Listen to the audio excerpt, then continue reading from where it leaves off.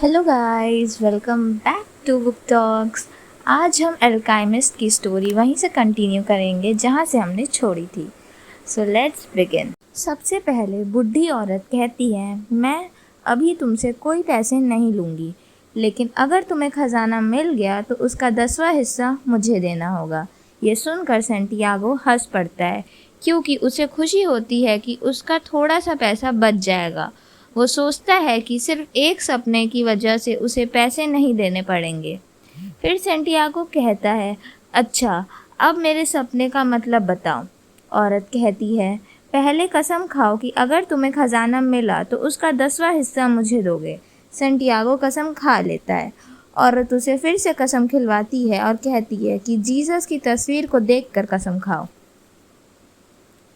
फिर वो कहती है, ये सपना दुनिया की भाषा में है।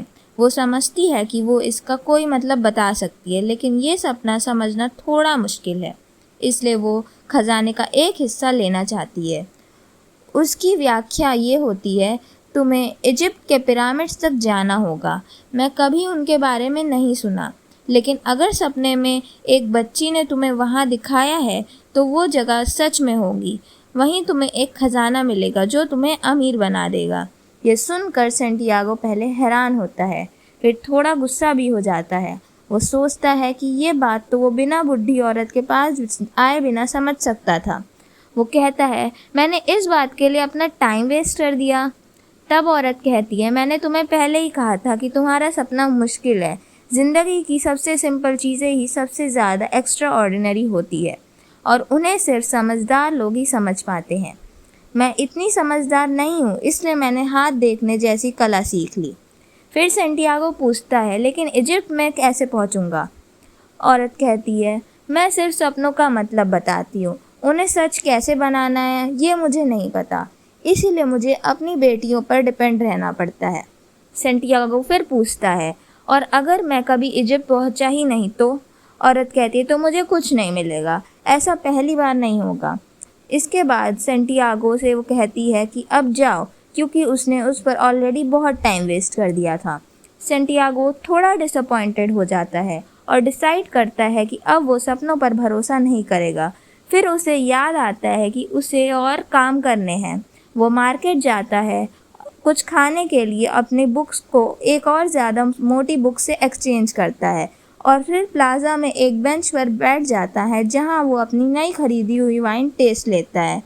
यानी अब सैंटियागो थोड़ा कंफ्यूज है, सपने को सीरियसली ना लेने का डिसीजन कर लेता है। दिन बहुत गर्म था और सैंटियागो जो वाइन पी रहा था वो ठंडी और रिफ्रेशिंग लग रही थी। उसकी भेड़ें शहर के गेट के पास एक स्टेबल में थी जो उसके दोस्त का था। सैंटियागो शहर में काफ़ी लोगों को जानता था, इसी वजह से उसे ट्रैवल करना पसंद था, क्योंकि हर जगह वो नए दोस्त बना लेता था। लेकिन उसके पास हमेशा रहना ज़रूरी नहीं था। वो सोचता है कि जब कोई इंसान रोज़ एक ही लोगों के साथ रहता है, जैसे वो सेमिनरी में रहता था, तो वो लोग उसकी ज़िंदगी का परमानेंट हिस्सा बन जाते हैं। फिर वो चाहते हैं कि इंसान उनके हिसाब से बदले, और अगर कोई उनकी एक्सपेक्टेशन के मुताबिक नहीं बदलता तो लोग नाराज़ हो जाते हैं। सैंटियागो को लगता है कि दुनिया में हर किसी को पता होता है कि वो दूसरों के जैसे जीना कैसे चाहिए, लेकिन किसी को ये नहीं पता होता है कि खुद अपनी ज़िंदगी कैसे जीनी है। वो डिसाइड करता है कि जब तक सूरज थोड़ा नीचे नहीं चला जाता तब तक वो वेट करेगा। फिर अपनी भेड़ों को लेकर फील्ड्स की तरफ निकल जाता है। सिर्फ 3 दिन बाद वो मर्चेंट की बेटी से मिलने वाला था। टाइम पास करने के लिए वो नई खरीदी हुई बुक पढ़ना शुरू करता है। बुक्स के फर्स्ट पेज में एक दफनाने की सेरेमनी का डिस्क्रिप्शन होता है, और उसमें लोगों का नाम इतने मुश्किल होते हैं कि उन्हें बोलना भी बहुत डिफ़िकल्ट लगता है। वो सोचता है कि अगर वो कभी बुक लिखेगा तो एक टाइम पर सिर्फ एक कैरेक्टर इंट्रोड्यूस करेगा, ताकि रीडर को सेम सारे नाम याद ना रखने पड़े।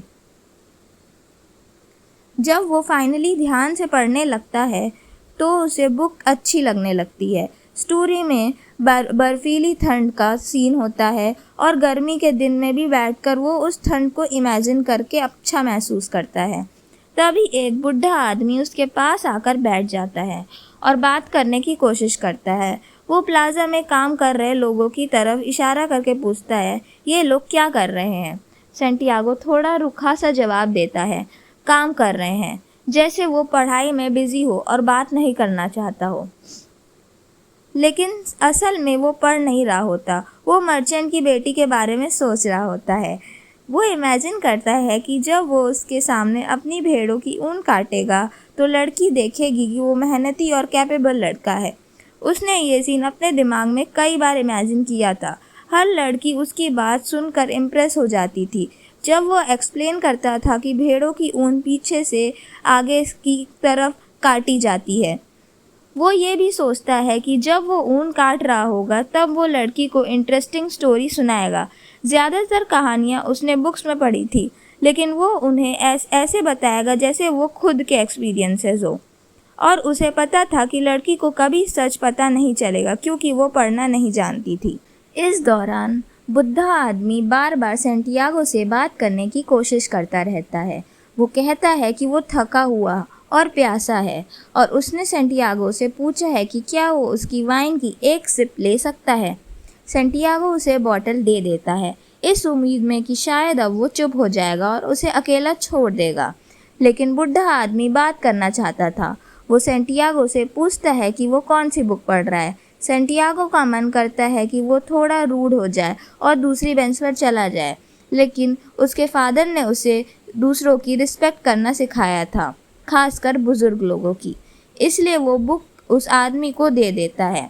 उसको 2 रीज़न थे। पहला, सैंटियागो खुद भी बुक का टाइटल सही से प्रोनाउंस नहीं कर पा रहा था। दूसरा, वो सोचता है कि अगर बुढ़ा आदमी पढ़ना नहीं जानता होगा तो शायद शर्मिंदगी की वजह से वो खुद ही बेंच पे से चला जाएगा। बुढ़ा आदमी बुक को हर तरफ से देखते हुए कहता है, ये एक इम्पॉर्टेंट बुक है लेकिन काफ़ी इरिटेटिंग है। ये सुनकर सैंटियागो शॉक हो जाता है क्योंकि इसका मतलब था बुढ़ा आदमी पढ़ना जानता है और शायद ये बुक पहली बार पढ़ चुका है। और अगर बुक इरिटेटिंग है तो उसे सैंटियागो के पास अभी भी टाइम है तो वो इसे किसी और बुक को चेंज कर ले। फिर बुढ़ा आदमी समझता है कि दुनिया की ज़्यादातर बुक्स एक ही बात कहती हैं। ये बुक्स बताती हैं कि लोग अपनी ज़िंदगी का असल पर्पस चूज़ नहीं कर पाते, जिससे वो पर्सनल रिजेंट कहता है। फिर वो कहता है कि आखिर में सब लोग दुनिया का सबसे बड़ा झूठ मान लेते हैं। सैंटियागो हैरान होकर पूछता है, दुनिया का सबसे बड़ा झूठ क्या है? बुढ़ा आदमी जवाब देता है, सबसे बड़ा झूठ ये है कि एक वक्त ऐसा आता है जब हम अपनी ज़िंदगी पर कंट्रोल खो देते हैं और फिर हमारी हिम्मत सिर्फ किस्मत के हिसाब से चलती है। सैंटियागो तुरंत कहता है कि उसके साथ ऐसा कभी नहीं हुआ। लोग चाहते थे कि वो प्रीस्ट बने, लेकिन उसने खुद डिसाइड किया कि वो शेफर्ड बनेगा। बुढ़ा आदमी मुस्कुरा कर कहता है, ये बहुत अच्छा डिसीजन था क्योंकि तुम्हें सच में ट्रैवल करना पसंद है। सैंटियागो अपने मन में सोचता है कि ये बुढ़ा आदमी मेरे दिमाग की बात कैसे जान गया। तब तक बुढ़ा आदमी सैंटियागो की बुक को आराम से पलट पलट कर देख रहा होता है, जैसे उसे वापस देने की कोई जल्दी ही नहीं हो।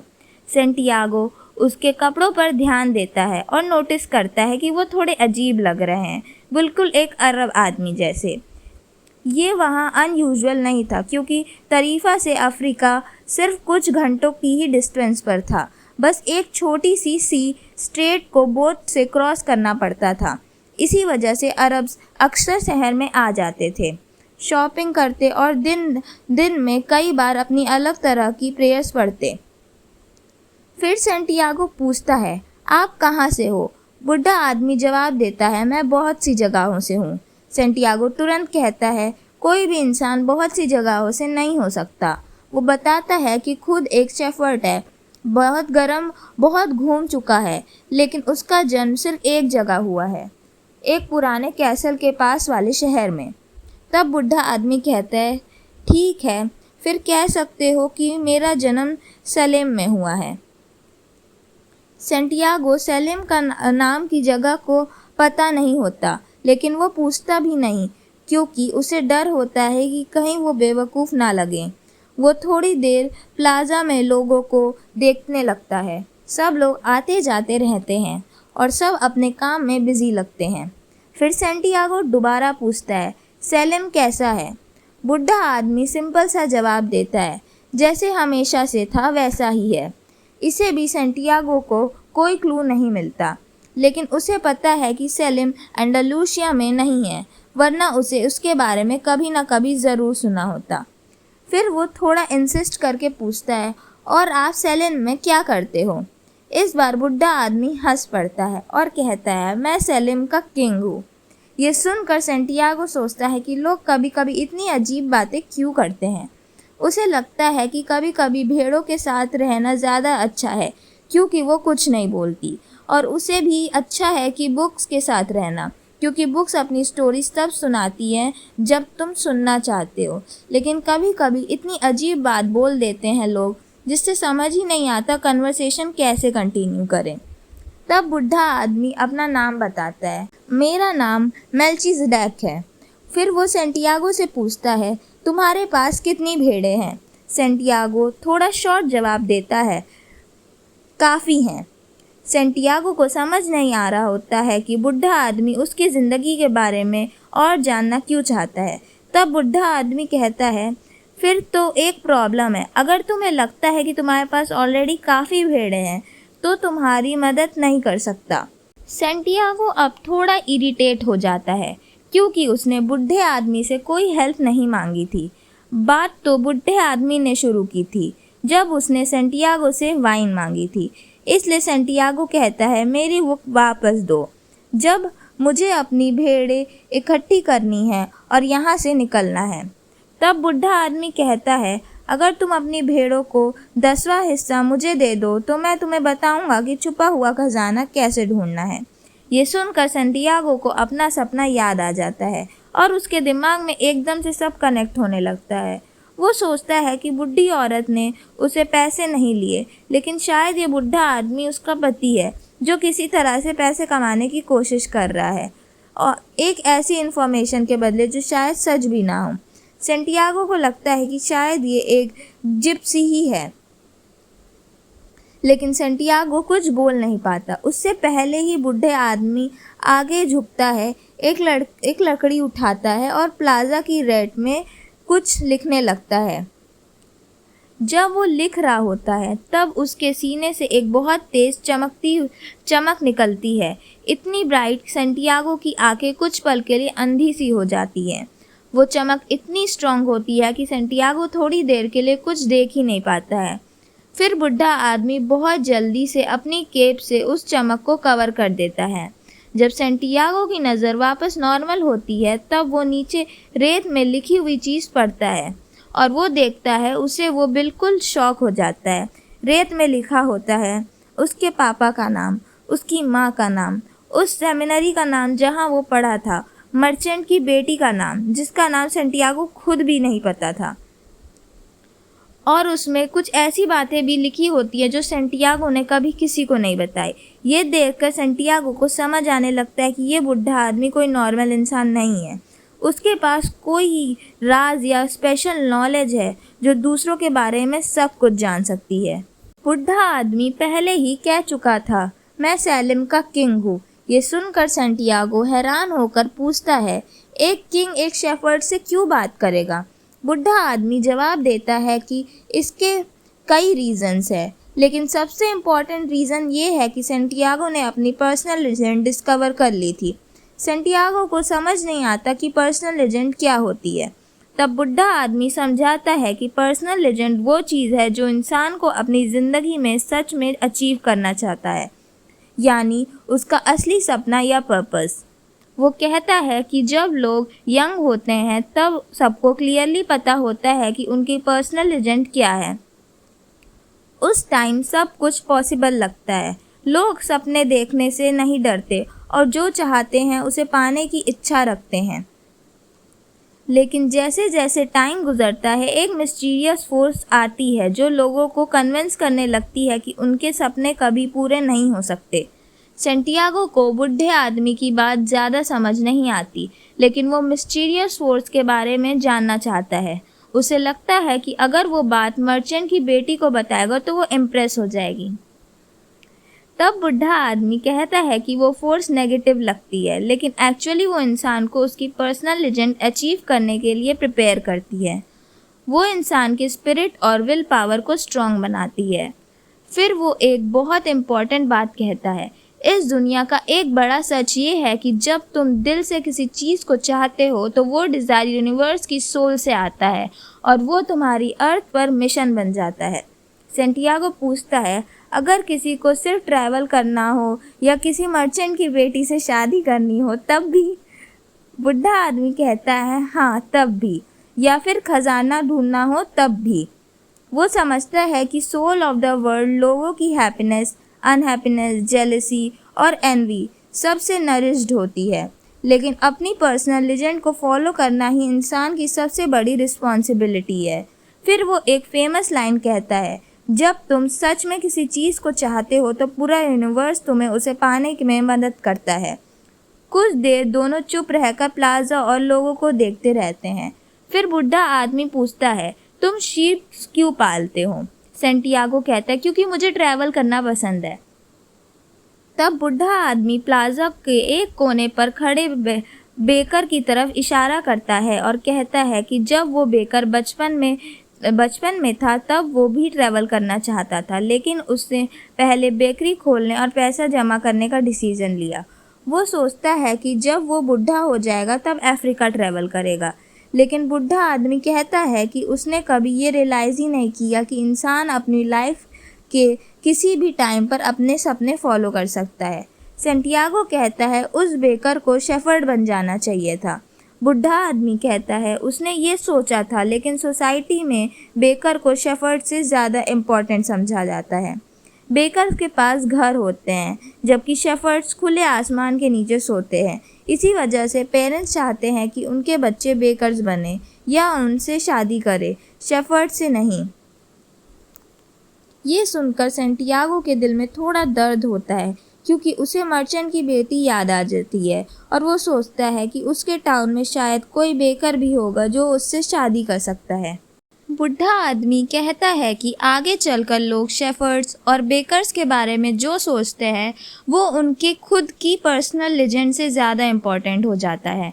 मतलब लोग अपने सपनों को फॉलो करने के बजाय सोसाइटी की एक्सपेक्टेशंस को ज़्यादा इम्पोर्टेंस देने लगते हैं। फिर बुढ़ा आदमी अपनी बुक पढ़ता है और एक पेज पर रुकता है। सेंटियागो वेट करता है और फिर उसे इंटरप्ट करता है, जैसे कि वो खुद से पहले इंटरप्ट हुआ था। सेंटियागो पूछता है, ये सब मुझे क्यों बता रहे हो? बुढ़ा आदमी कहता है, क्योंकि तुम अपनी पर्सनल लेजेंड अचीव करने की कोशिश कर रहे हो और तुम अभी उससे गिव अप करने वाले हो। तब मैं तुम्हारे सामने अपीयर होता हूँ। वो समझता है कि वो हमेशा इस फॉर्म में नहीं आता, कभी सॉल्यूशन की फॉर्म में, कभी गुड आइडिया बनकर और कभी क्रूशियल मोमेंट पर चीज़ें ईजी कर देता है। फिर वो एग्जाम्पल देता है, एक माइनर पत्थर के अंदर एमरल्ड ढूंढने वाला 5 साल तक रिवर के सारे स्टोन्स चेक कर रहा था और एमरल्ड नहीं मिल रहा था। माइनर ऑलमोस्ट गिव अप करने वाला था। बुढ़ा आदमी उस सिचुएशन में इन्वॉल्व होता है और एक स्टोन के फॉर्म ले लेता है जो माइनर के पास रोल होके आ जाता है। माइनर अपनी फ्रस्ट्रेशन में स्टोन को थ्रो करता है और वो स्टोन एक स्टोन को तोड़ देता है जिसमें सबसे ब्यूटीफुल एमरल्ड होता है। बुढ़ा आदमी कहता है, लोग अपनी लाइफ के अर्ली एज में अपना रीज़न फॉर बीइंग जानते हैं, शायद इसी वजह से वो इतनी जल्दी गिव अप कर देते हैं, लेकिन लाइफ ऐसे नहीं चलती है। सेंटियागो बुढ़े आदमी को याद दिलाता है कि उसने हिडन ट्रेजर के बारे में बात भी की थी। बुढ़ा आदमी कहता है, ट्रेजर को फ्लोइंग वाटर की फोर्स से अनकवर करती है और वही करंट्स उसे बरी करते हैं। अगर तुम ट्रेजर ढूंढना चाहते हो तो मुझे अपनी फ्लॉक का 1/10वां हिस्सा देना पड़ेगा। सेंटियागो पूछता है, और मेरा 1/10 ऑफ ट्रेजर? बुढ़ा आदमी थोड़ा डिसअपॉइंटेड लगता है और कहता है, अगर तुम पहले ही प्रॉमिस कर दोगे जो तुम्हारे पास अभी तक नहीं है तो तुम्हारा डिज़ायर ख़त्म हो जाएगा। सेंटियागो कहता है कि उसने ऑलरेडी जिप्सी को 1/10 ऑफ ट्रेजर प्रॉमिस कर दिया है। बुढ़ा आदमी कहता है, जिप्सीज एक्सपर्ट होते हैं लोगों को ये कराने में, वैसे भी ये सीख लेना चाहिए, अच्छा है, लाइफ में सबका प्राइस होता है। ये वॉरियर्स ऑफ लाइट सिखाते हैं। यही वॉरियर्स ऑफ लाइट सिखाने की कोशिश करते हैं।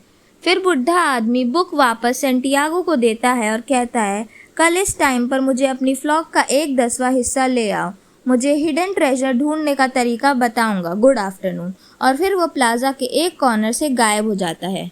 तो ये था द अल्केमिस्ट का पार्ट 3। पार्ट 4 जल्दी आएगा। तब तक के लिए ट्यून्ड, स्टे कनेक्टेड। वीडियो पसंद आई तो लाइक करो और चैनल पे न्यू हो तो सब्सक्राइब करना मत भूलना। Thanks for watching. बाय।